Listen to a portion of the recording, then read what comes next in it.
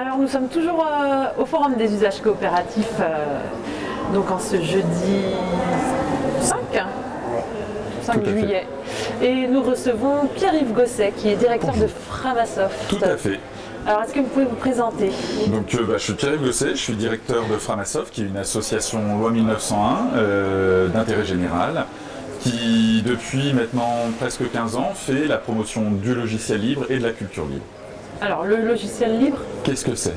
Kesako. Kesako. Le logiciel libre, dans le logiciel libre, ce qui est important, c'est que ce n'est pas le logiciel qui est libre, c'est l'utilisateur ou l'utilisatrice. Ça signifie qu'il vous accorde des libertés que ne vous accorde pas ce qu'on appelle le logiciel propriétaire, c'est-à-dire des logiciels dont vous n'avez pas accès à la recette de cuisine. Dans le logiciel libre, vous avez un certain nombre de libertés qui vous sont accordées. La liberté d'utiliser le logiciel évidemment, mais aussi et surtout la liberté d'avoir accès à cette recette de cuisine du logiciel, ce que nous, informaticiens, on tape comme ligne de code, qui forme le code source du logiciel, et le fait d'avoir accès à toutes ces lignes de code, toute cette recette de cuisine, vous donne en fait un certain pouvoir sur le logiciel, d'abord de comprendre comment est-ce qu'il fonctionne. Vous avez le droit dans un logiciel libre de copier cette recette de cuisine, donc en Bretagne, j'en profite, si vous aimez les crêpes plutôt à la farine de blé et que vous voulez changer farine de blé contre la farine de froment, dans un logiciel libre, vous pouvez faire la même chose, vous pouvez prendre un logiciel libre et le modifier et l'adapter à vos besoins, et non pas uniquement, on va dire, il s'adapte aux besoins de l'utilisateur et non pas au marché, notamment financier, sur lequel l'éditeur du logiciel pourrait gagner de l'argent. D'accord. Donc moi, en tant qu'utilisatrice, si je veux que le logiciel évolue de telle ou telle manière, rajouter un bouton ou quoi que ce soit, je fais comment? Alors, parce que je ne fais pas de code. Alors, c'est une question qu'on nous pose souvent, mais il faut voir ça comme de la transparence. Qu'est-ce que vous diriez si la ville de Brest ne publiait pas, ou si l'État ne publiait pas les comptes de la nation, par exemple, et donc vous ne sauriez pas combien a coûté le rond-point à tel endroit, etc. Le fait de ne pas avoir du tout accès à ces informations-là, c'est ce qui se passe dans le monde du logiciel propriétaire, et du coup, nous, on pense que c'est un véritable problème, parce que du coup, on n'a pas de capacité citoyenne à réagir finalement à des événements qui sont décidés ailleurs.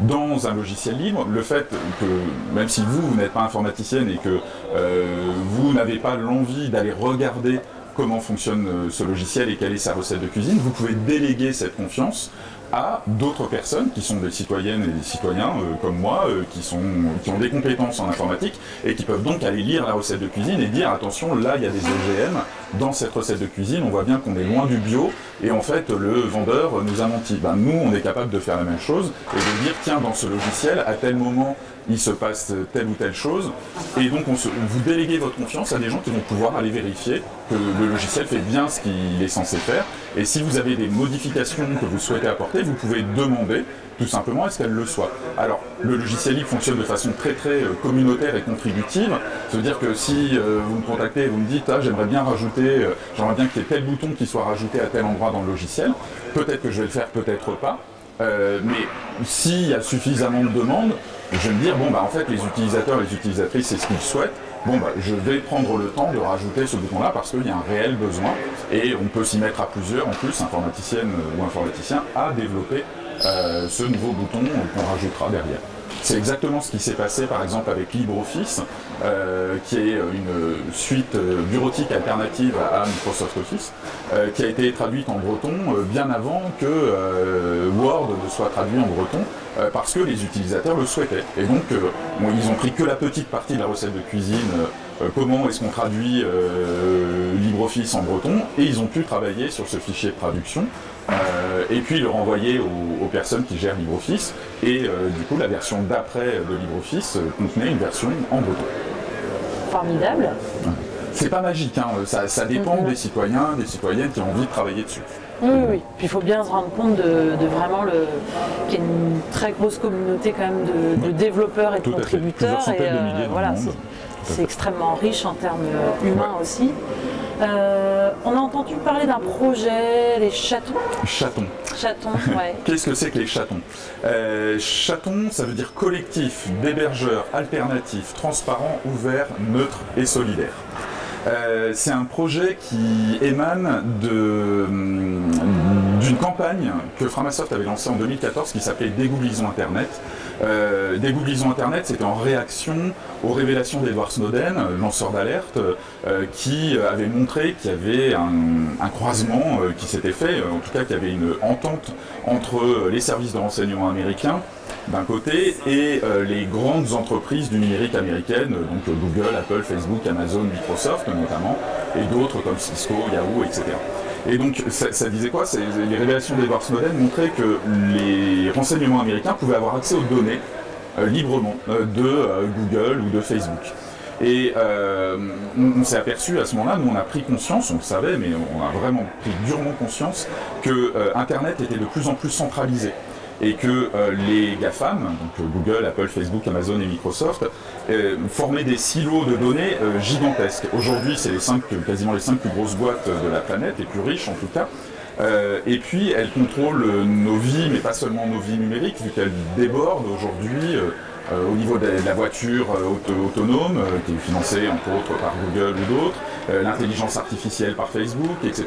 Et donc, c'est des entreprises qu'on retrouve un peu partout dans nos vies et dans nos foyers, puisque vous avez peut-être des téléspectateurs ou téléspectatrices qui ont acheté des petits dispositifs, le type Alexa ou autre, qu'on pose chez soi, qui écoutent en permanence ce qu'on raconte, et à qui on dit Alexa, donne-moi la recette de la tarte aux pommes, et hop, ça vous donne la recette de la tarte aux pommes. Ça marche assez bien, mais le problème c'est que ces entreprises, elles exercent ce que nous on a défini comme étant une triple domination économique, technique et culturelle sur nous. Et on s'est dit, bon, il faut que Framasoft essaye de proposer quelque chose. Donc on a lancé cette campagne Dégooglisons Internet qui vise à proposer une trentaine d'alternatives, donc des services en ligne gratuits que vous pouvez utiliser. Et ces services, en plus d'être gratuits, comme ceux de Google ou autres, ils sont libres. Donc vous avez accès à la recette de cuisine. Vous savez que Framasoft ne fait pas n'importe quoi avec. Et ils sont éthiques. Ça veut dire qu'on n'a pas de publicité, on ne fait pas d'exploitation de vos données. On n'a pas intérêt à le faire. Framasoft ne vit que des dons de particuliers quasiment. Donc on n'a pas d'intérêt économique, nous, à faire de l'exploitation de données. Le problème, c'est qu'il y a beaucoup de gens qui sont venus chez nous. Donc on a pris beaucoup d'ampleur. Et on s'est dit, il faut créer un système pour qu'on puisse essaimer et se reconnaître entre personnes qui partagent les mêmes valeurs, c'est-à-dire le fait d'être des hébergeurs qui soient éthiques. Et donc on a créé ce collectif Chaton en fin 2016. On en avait fait l'annonce à Brest, je crois en janvier ou février 2016. On a lancé le collectif en octobre 2016.